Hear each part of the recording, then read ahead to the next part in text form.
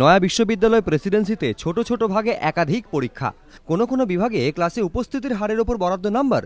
পরীক্ষার কিছুদিনের মধ্যেই প্রতিবাদ এবার পড়ুয়াদের তরফ থেকে। কেন যখন তখন এতগুলো পরীক্ষা, কেন ক্লাসে উপস্থিতি নিয়ে কড়াকড়ি, এই সমস্ত প্রশ্ন তুলে প্রেসিডেন্সি বিশ্ববিদ্যালয়ে মিছিল করলেন আইসি সমর্থকেরা। এমনকি প্রেসিডেন্সির কিছু অধ্যাপকের পড়ানোর মান নিয়েও প্রশ্ন তোলেন তাদের ছাত্ররা। সেখানেই শেষ নয়, কেন্দ্রীয়ভাবে একই রকম পরীক্ষা পদ্ধতির দাবি নিয়ে তারা হাজির হন উপাচার্যের ঘরে।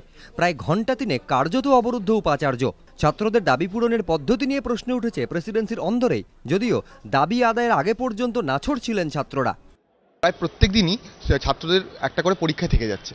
এর ফলে দুটো জিনিস হচ্ছে, ছাত্রদের উপর প্রচণ্ড পরিমাণে চাপ পড়ছে পড়াশোনা, এবং তার সঙ্গে সঙ্গে যেটা হচ্ছে আমাদের যে নিয়মিত ক্লাস হওয়ার কথা সেই ক্লাসগুলো হচ্ছে না।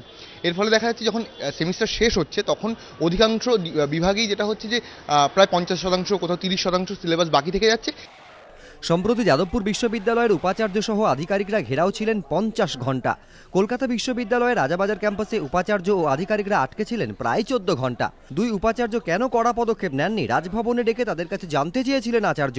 প্রেসিডেন্সির উপাচার্য অবশ্য ছাত্রদের সঙ্গে আলোচনার প্রেক্ষিতে পরীক্ষা পদ্ধতি বদলের সিদ্ধান্ত নিয়েছেন। চূড়ান্ত শিলমোহরের জন্য তা পাঠানো হচ্ছে বিশ্ববিদ্যালয়ের কাউন্সিল বৈঠকে।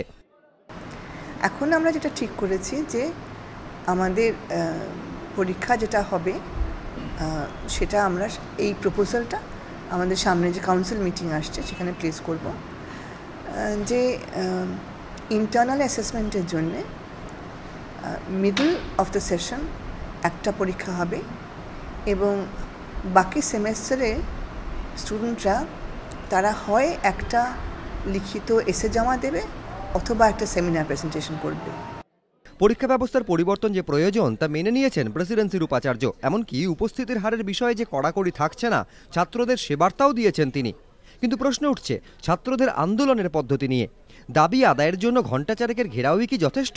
কি বার্তা দিলেন ছাত্ররা?